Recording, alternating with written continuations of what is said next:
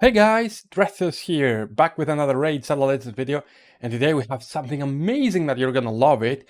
We have Scarab Lord versus Skull Lord Vargal. No Bloodshield accessories though.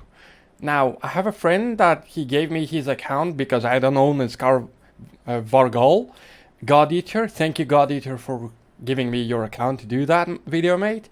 Uh, what you're gonna see is something that no other content creator has already done so far.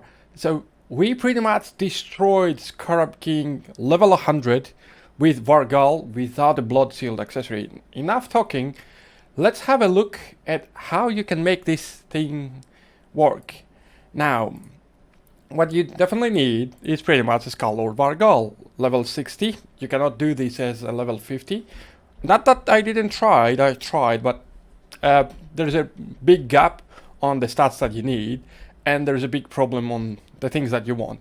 Now, mandatory things that you need to pay attention is, number A, you need to have Immortal and Regeneration gear sets on. You need both of those for the tactic to work.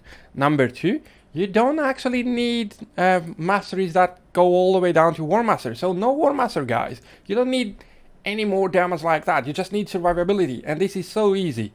Now, mastery wise, we're gonna come back in a little bit for that. Now, let's go a little bit and look about the stats.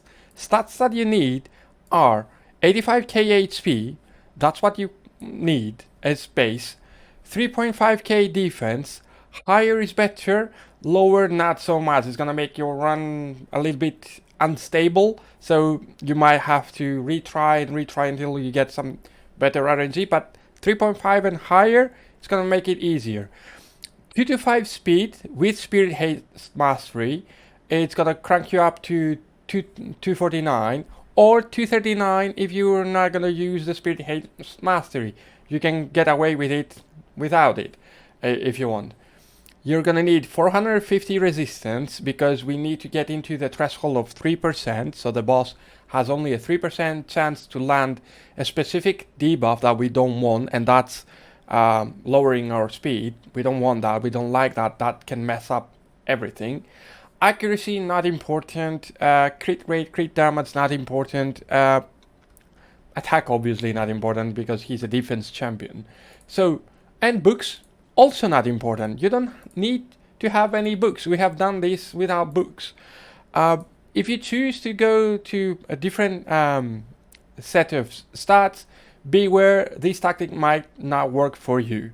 Now, mastery wise, you're gonna need to go into defense and support tree. On defense tree, we went into Defiant to increase our resistance, down to Rejuvenation to increase the amount of healing that this champion receives by 5%. That's a flat increase on our healing from the sets. Damage received by Yaoi by 5%. Remember, anything that the boss does is considered AoE and not single target. Resurgent, because we need to go on the lower part, and 50% chance to remove any debuff if we get 25%.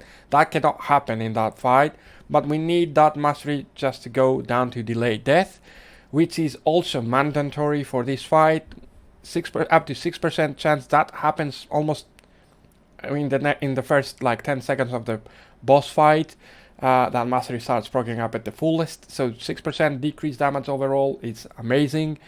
Retribution, just cause I needed to go all the way down into a Sakeable and get Resi high up at the 450 mark that I want. Now on the support tree, max HP 800, we need more HP, so the more the better. Sets healing more. Value of heals, not that he's casting any heals, but the sets are actually as heals that are being cast from them, so that increases the heals that comes from the set. The amount of healing and the value of shield bash, brave by this champion if the target ally. Obviously, you kind of want this, so you go all the way down. So you kind of want this, so you get more healing out of your masteries. 30% chance of increasing the turn meter.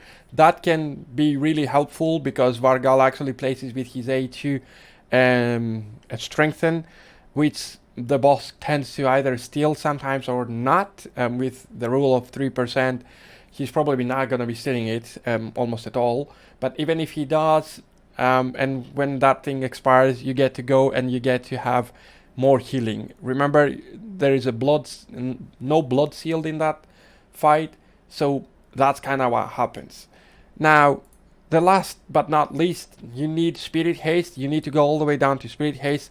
Now, I have chosen Lord of Steel, but that was a mistake. You can go with Cycle of Magic, which will make the entire run much more easier because you're going to be proccing A2 faster. So instead of Lord of Steel, scratch that, go with Cycle of Magic. Merciful Aid, yeah, of course, more healing for you. Not that you're going to be stunned, feared, or whatever of those debuffs, but either way, Evil Eye provides nothing to you.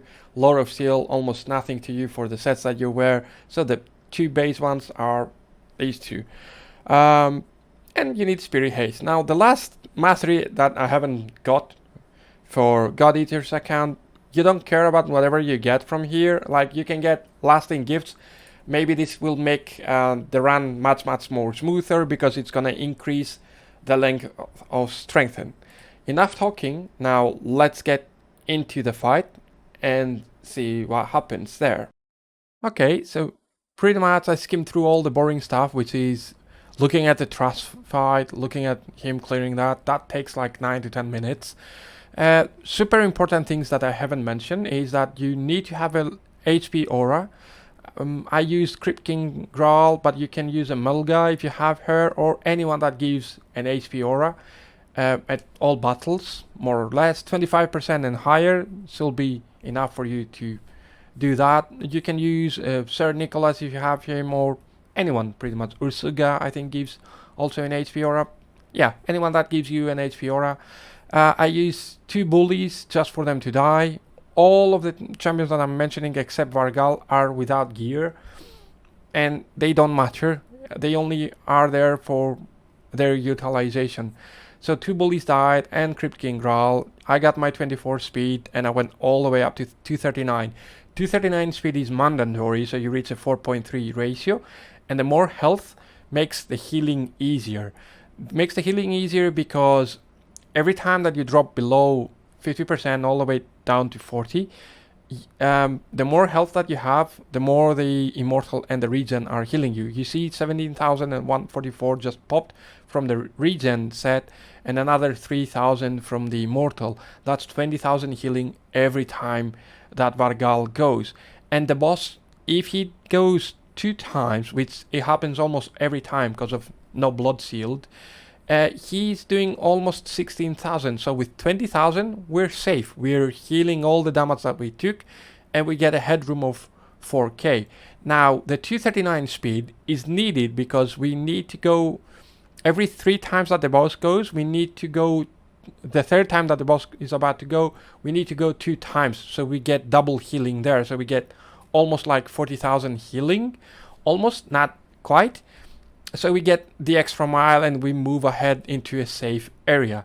Now that's what happens pretty much in the entire fight. It's a boring fight. It takes a lot of time. It's not a farm fight. You don't use that tactic to farm that boss. It will take ages. But if you haven't beaten him and you have Vargal, that's a really fun way to go. You don't need to have that crazy stats.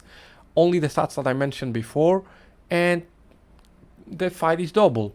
The reason you want so high resistance is so you don't eat, like right now that we ate decreased speed. You need to have 450 resistance, so you drop down to the 3% mark of the boss that is allowed to place any debuff on you or steal anything on you.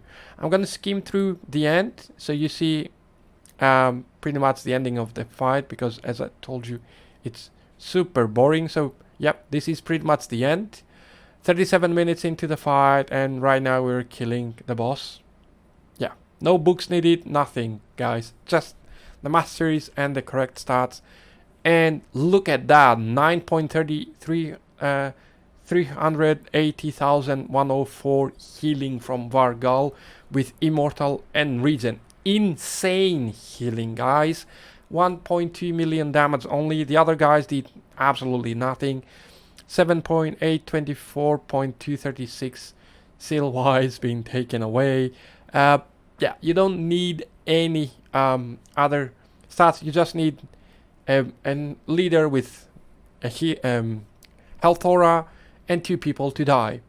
Like the video if you liked it, disliked it if you disliked it. Put your comments down below, ask your questions away, bombard me with your questions if you have anything. I'll be glad to see you in the next time.